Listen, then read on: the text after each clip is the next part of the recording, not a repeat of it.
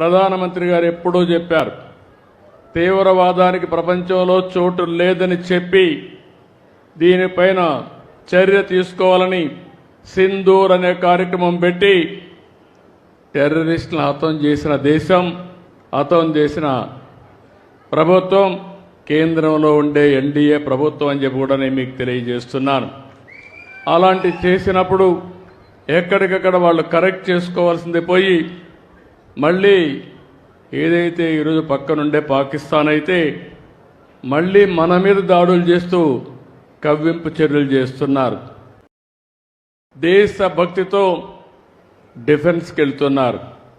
మేము కూడా దేశాన్ని కాపాడాలి, నా వంతు బాధ్యతగా నేను కూడా దేశ సేవ చేయాలని చాలామంది ముందుకొచ్చి యువకులైతే ఈ యొక్క రక్షణ శాఖలో చేరుతున్నారు.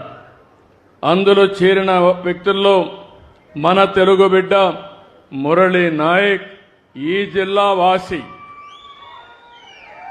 ఆ మురళీ నాయక్ ప్రాణాలు కోల్పోవడం చాలా బాధేస్తుంది. వీర మరణం, దేశం కోసం చనిపోయారు, బాధేస్తుంది. వాళ్ళ తల్లిదండ్రులతో ఇప్పుడే నేను మాట్లాడాను. తల్లి వచ్చి జ్యోతిబాయ్, తండ్రి వచ్చి రామ్ నాయక్. వారికి నా ప్రగాఢ సానుభూతి తెలియజేస్తున్నా. ఈ రాష్ట్రం, ప్రభుత్వం, సమాజం మీకు అండగా ఉంటామని ఈ సభా సమావేశంలో హామీ ఇస్తున్నానని చెప్పి కూడా నేను మీకు తెలియజేసుకుంటున్నాను.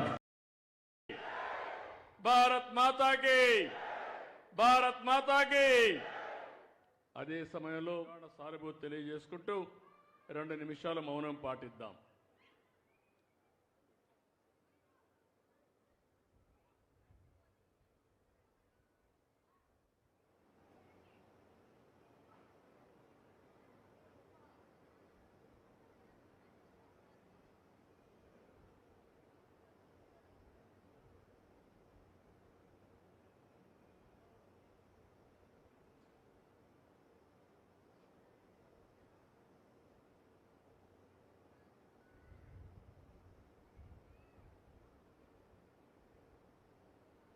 ఓకే,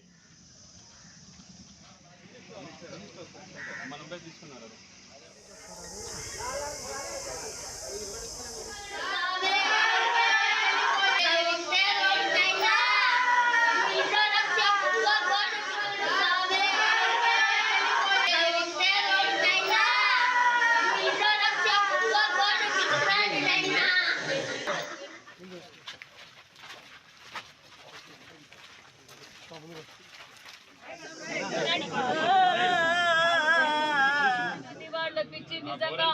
ఎంత త్యాగమా మా బిడ్డదని చెప్పారు.